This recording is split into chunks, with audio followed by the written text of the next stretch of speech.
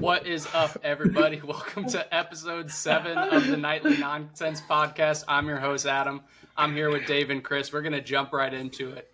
Now, Chris and I, we both ran if you remember, we had the conversation about 3 weeks back, and then we had it again last week with NTS, where we felt comfortable racing Usain Bolt in an 100-meter race for $100,000, every 10 meters of a head start. We give ourselves $10,000 off our winnings. Chris, how'd we do? I think I won from the 30 for sure. Probably even the 40 would have been fine. But I'll tell you what, I was so nervous before I ran that. I was like, this is just screaming for an injury. Like I was like, Everything here is just screaming for an injury. But it went well. I wish I had cleats on. It was on a soccer field turf, so there was lots of beads out there. Dude, you were chugging along in that video. I mean, that's the best way to describe that. Chug-a-lugging. An absolute freight train moving down the field. Like I said, there's no fourth gear. That's a man that's stuck in third perpetually. Like,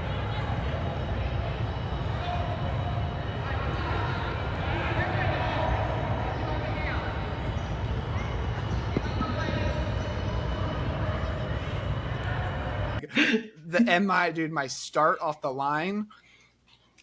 Did you know how to start? Like, I feel like obviously when you watch track and field, they're like down in the stance. Like I went with like kind of like a hybrid lead off, like I was stealing a base, and I just like didn't feel right. Like I didn't know how to stand off the start. No, I did the like what you would see at the combine, so the 2 hands down. Yeah. What I did looking back at it though is my neck and my head was straight down to the ground, and I think you're supposed to look up and like ahead on your start, so it just did not look great. But the knees were high. The knees were high. But the strides were short. Yeah, you need to lengthen. You're a tall guy. You need to lengthen out that stride. It was they were chopping. But you looked big. Your arms were looking big, which makes no sense why you're running down the field, but big arms.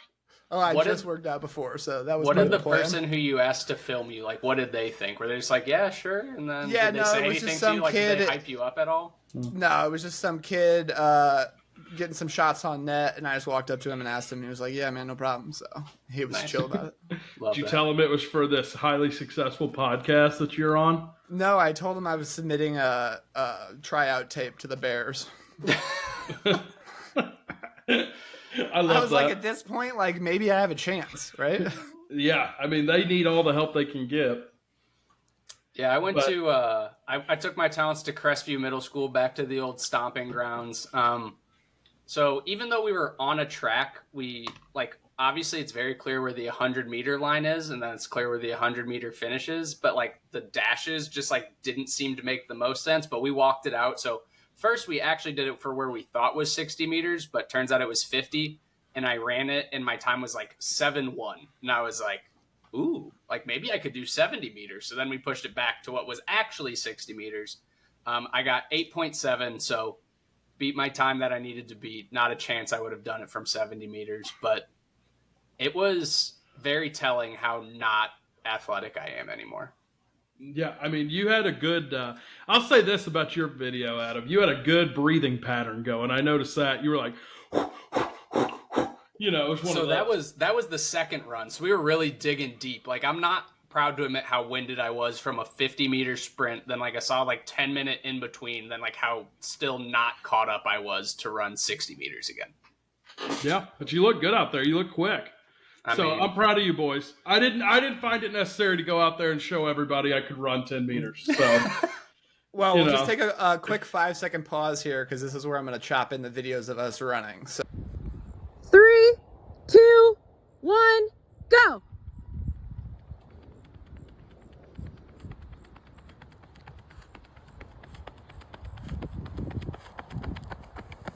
I don't think you have any idea how fast I really am. I'm fast as fuck, boy.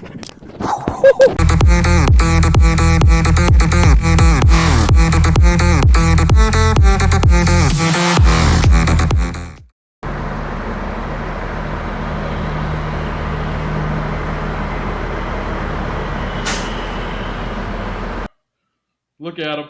Get big. Chugging. Love that.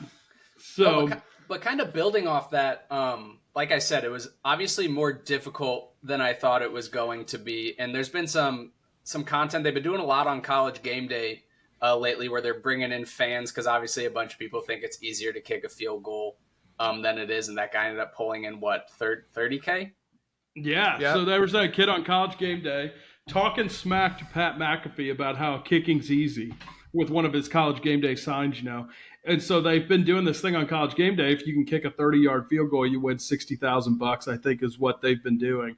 Well, he went out there and kicked from 30 yards out and had plenty of leg, but just shanked it a little bit to the left. So they gave him a second chance. And he just kind of took a little off and knocked it right down the middle, and the place went crazy. But, I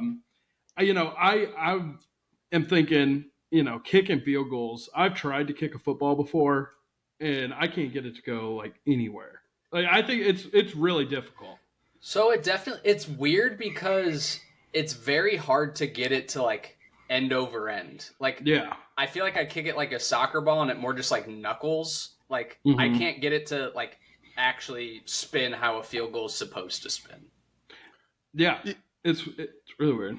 Yeah, I just don't know the correct technique to it. Like, do you try and scoop under it and kind of just take the bottom half of the ball? Is that how you get it? Because that I do think is more difficult than just trying to get your the full foot on the ball. I don't know. I would definitely have to go out and kick a few and get a feel for it. But the thing about trying to scoop under it and kick under it, like that's what you have to do to get it end over end, but then you lose distance. Much distance. Like you have to like really get your laces through it. So like maybe like your toe is really getting the bottom, but your foot's really driving through it. What I think so many people seem to forget though also is like, that kid went on College Game Day. He kicked a 30-yard field goal under no pressure with no snap, no like having to snap. He had a little bit of pressure. He's on national television. Yeah, he's on. But like, I know, but like kicking a 30-yard field goal with absolutely no pressure on you is completely different when you have a line in front of you. You have people coming at you trying to block it. Like there's so many more things going into it than just like, yes, obviously he's a kid that's not a kicker on national television kicking a field goal in front of a bunch of people, but it's still a very simulated version. Not even close to what a game kick would feel like, Yeah. Oh, totally. I don't know. I used to be pretty deadly on the dodgeball pitch, or the kickball pitch. I'm sorry. And I was gonna say dodgeball. What the hell? I could punt or kick the ball pretty far when I was playing goalie. That's a different ball, obviously, very different kick. But I think I got the leg there that I need. I think I could probably, I would definitely have to warm up and practice and get a feel for it, but I think I could probably put a 40-yarder through the uprights. Chris, you would be the tallest kicker in the league by a good solid 6-7 inches, I think. You think that'd be an advantage or a disadvantage? I think it'd be a disadvantage. Just recent kickers are short. Why? I don't necessarily think so. I just think...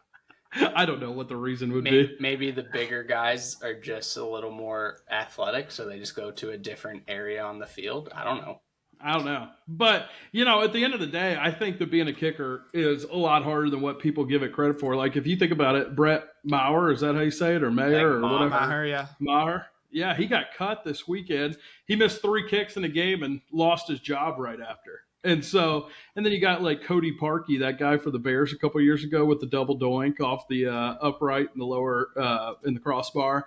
And he got absolutely just annihilated by Chicago Bears fans and cut immediately following that.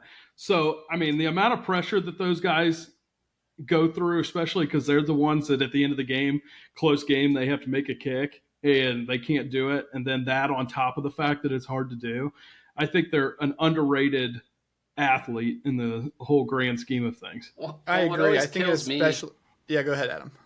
I think what kills me is Brett Maher missed 3 kicks, he gets cut, but is there really someone out there better than him? What do they think they're going to find in free agency that they don't have in him? He had a bad game, unless you're just now, his confidence so low, he's going to ride that throughout the season. So you just kind of want to bring in someone fresh, but.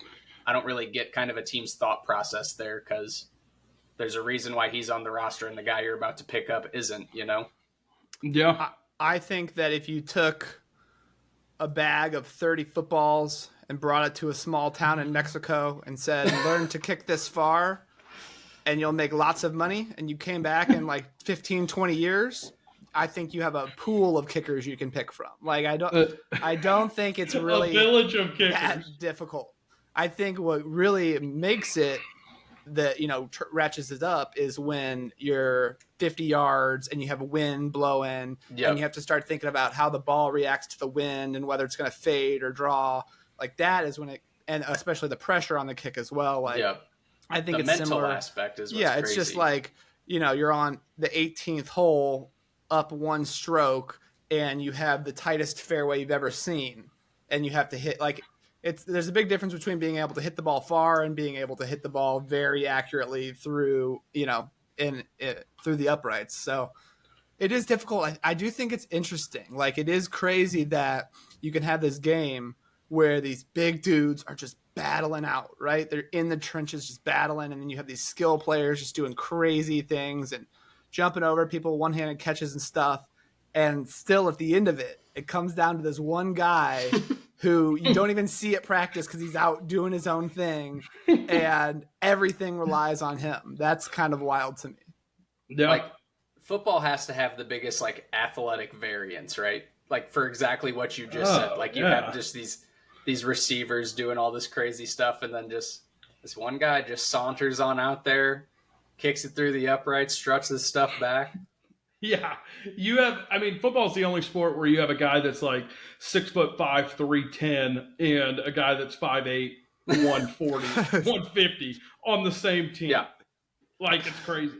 True. But I feel like this is kind of a good segue into like another topic of kind of what the hardest thing in sports to do is. So, like, obviously we've sat here and talked about how it's hard to be a kicker, but I'm somebody who's always said that, hitting in baseball, and a lot of people say this, obviously I'm not the only one, but hitting in baseball is impossible. Like, if you really think about it, I know Deion Sanders actually said it a couple weeks ago, where he made the comment that hitting in baseball is harder than anything that happens on the football field.